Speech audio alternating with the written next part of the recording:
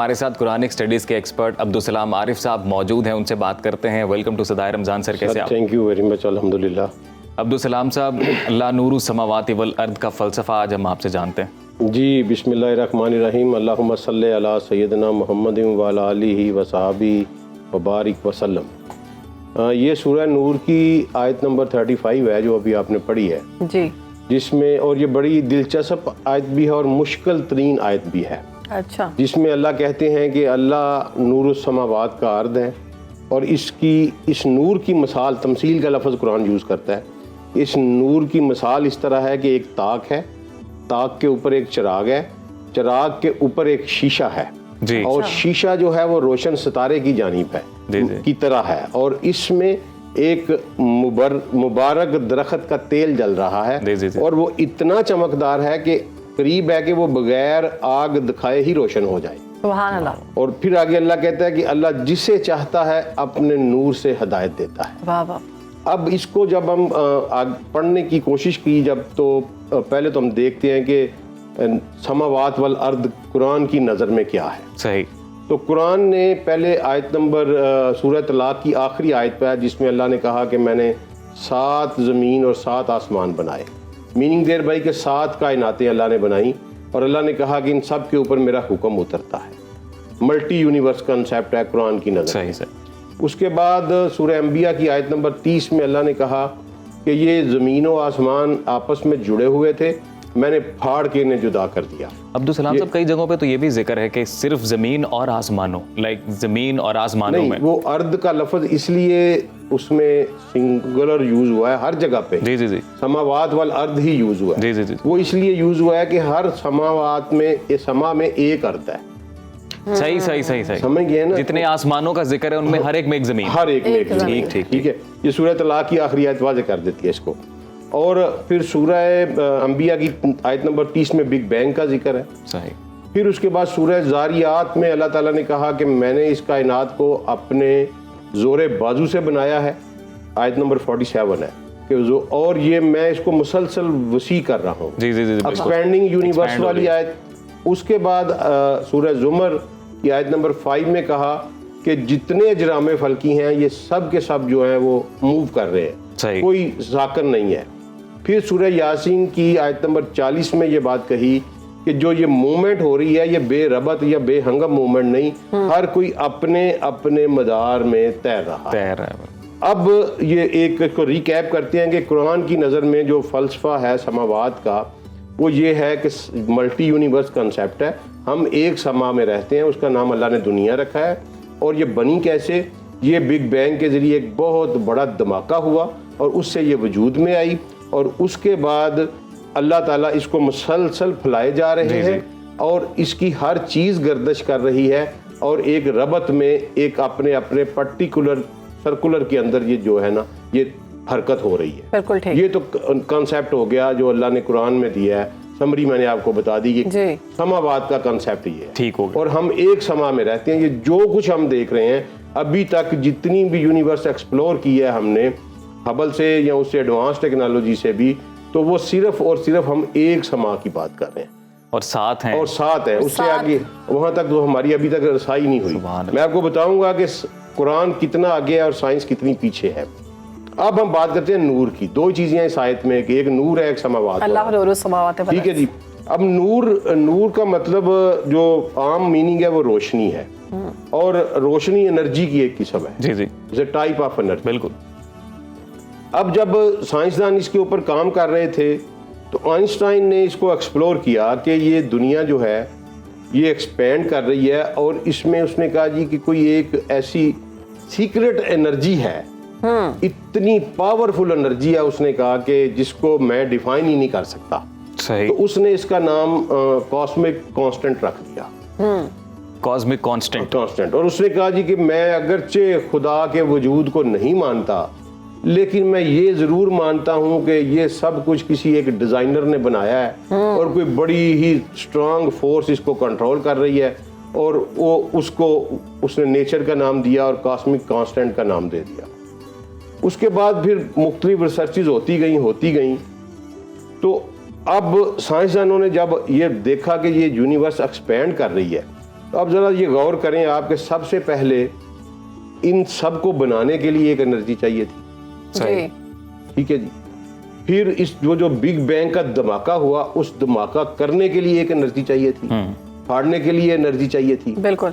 پھر جو کچھ ایکسپینڈ کر رہا ہے آہستہ آہستہ آہستہ اس کی ایکسپینشن کو برقرار رکھنے کے لیے انرجی چاہیے آپ کو، کنٹینیوس انرجی چاہیے، اتنی فورس چاہیے جو گریوٹی کے اگینسٹ ہو اور گریوٹی کو اوور کم کر کے جو اجرام فلکی ہیں ان کو وہ اوے لے جا رہی ہو، اور ایک ربط کے ساتھ، ایک ربط کے ساتھ پھر ٹھیک ہے. اور پھر یہ سب کو موو کرنے کے لیے ایک انرجی چاہیے، اور پھر اس ساری موومنٹ کو ایک ربط میں رکھنے کے لیے، کنٹرول میں رکھنے کے لیے ایک انرجی چاہیے. اب دیکھیں یہ کتنی بڑی سورس آف انرجی چاہیے ہوگا. تو اس کو اللہ نے کہا کہ یہ اس کا سورس میں ہوں. اچھا ٹھیک ہے، اس سے یہ مراد ہے اللہ نور السماوات والارض کہ یہ جو کچھ جتنی انرجی چاہیے اس کام کے لیے وہ ساری انرجی کا سورس جو ہے وہ میں ہوں. بے شک بے شک. اور اس کے بعد پھر سائنس جب آگے بڑھی تو یہ جسٹ ریسنٹ ایئرز کی بات ہے، 1998 میں انہوں نے اس انرجی کو دریافت کر لیا اور کاسمک کانسٹنٹ کا نام بدل کے پھر انہوں نے، چونکہ وہ ڈارکنیس کے مسافر ہیں تو انہوں نے اس کا نام ڈارک انرجی رکھا، حتیٰ کہ میرے رب نے اس کو نور کہا ہے. اچھا ڈارک انرجی. ڈارک انرجی ابھی بھی آپ گوگل کر لیں آپ کو پتہ چل جائے گا. ڈارک انرجی یہی جو میں نے بتایا ہے، اس کا زمین کو، آسمان کو، اس کائنات کو اپنے محور میں رکھنے کے لیے ایک بہت بڑی انرجی کام کر رہی ہے، اور اس کو انہوں نے ڈارک انرجی کہا. یہ 1998 کی بات ہے. پھر 2011 میں انہوں نے باقاعدہ اس کو پروو کیا اور 2011 کا نوبل فزکس کا جو ہے وہ ڈارک انرجی پہ دیا گیا. صحیح ٹھیک ہے. اب یہ دیکھیں کہ یہ 2011 میں آ کے پتہ چل کنفرم کر رہے ہیں اس کو، اور قرآن 1300-1400 سال پہلے جو ہے وہ اتنا آگے ہے قرآن جو ہے وہ سائنس سے. یہی بات میں سمجھانے کی کوشش کر رہا ہوں کہ آپ قرآن کو پڑھیں، آپ سائنس سے بہت آگے نکل جائیں گے، بہت آگے نکل جائیں گے. اب اس سے آگے جو اللہ نے تمثیل دی ہے نا جی وہ بڑی شاندار ہے.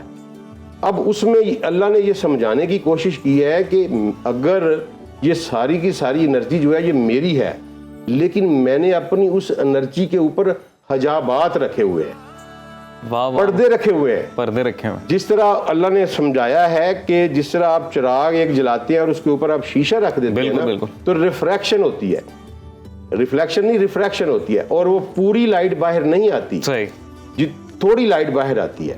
تو اسی طرح اللہ تعالیٰ نے کہا کہ میں نے اپنے اوپر حجابات رکھے ہوئے ہیں اور پھر یہ کائنات چل رہی ہے. جیسے لیمپ بھی ایک بلب کے اوپر، بلب کے اوپر آپ رکھتے ہیں، لالٹن جس کو ہم بالکل لالٹن یا فنوس یا ٹھیک ہے. تو اگر وہ اللہ کہتے ہیں میں اپنے حجابات اٹھا دوں نا تو یہ دنیا ساری کی ساری میری انرجی کا برداشت ہی نہیں کر سکتی.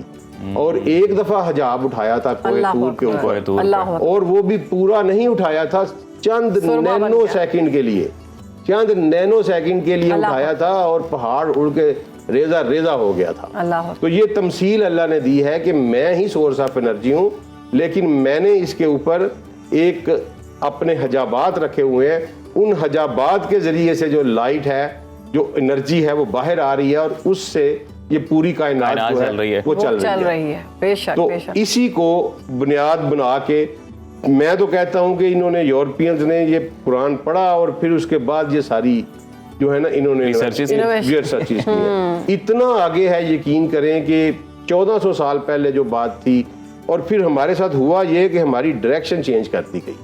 یہ سب سے بڑا ظلم جو ہوا ہے نا اس قوم کے ساتھ.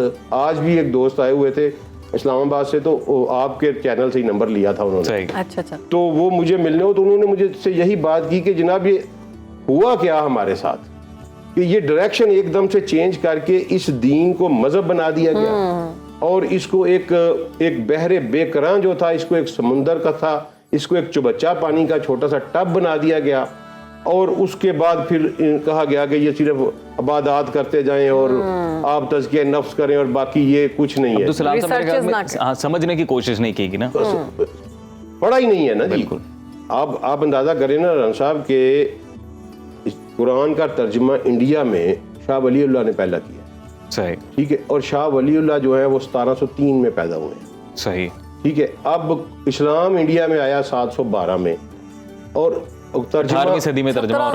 1000 साल के बाद तर्जुमा हुआ है। अल्लाह अब हम क्योंकि यहाँ के नेटिव लोग रहने वाले हैं, हम जानते हैं कि हमारे देहातों में हमारे बड़े दादी दादा हमने देखे हुए हैं अपने, तो कोई शादो नादर बंदा अरबी जानता था, हाँ जी, तो फिर दीन कैसे समझा गया? ये एक बहुत बड़ा सवाल है। तो फिर इसी तरह समझाया गया, ठीक है ना, कि कोई एक शादो नादर बंदा होता था 15-15 20-20 देहातों में, कोई एक बंदा जो अरबी जानता था, और वो फिर वो जो कह देता था वही दीन चल जाता था। अब्दुल सलाम साहब, ये इंटरप्रिटेशन बड़ी ज़रूरी है। अब कुरान जब हम पढ़ते हैं और उनकी आयत का हर्फ हर्फ जब तर्जमा भी पढ़ते हैं ना, तो तब भी मतलब जिस तरह से भी डिटेल में ये जो कनेक्टिविटी आप बना पा रहे हैं, वो समझने के लिए भी आपके पास एक गाइडेंस तो चाहिए ना। मेरे ख्याल से वो गाइडेंस मिसिंग रही है। सर देखिए, मुहिउद्दीन अरबी ने लिखा है कि कुरान को समझने के लिए कम अज कम 16 उलूम का होना इंसान के पास जरूरी है।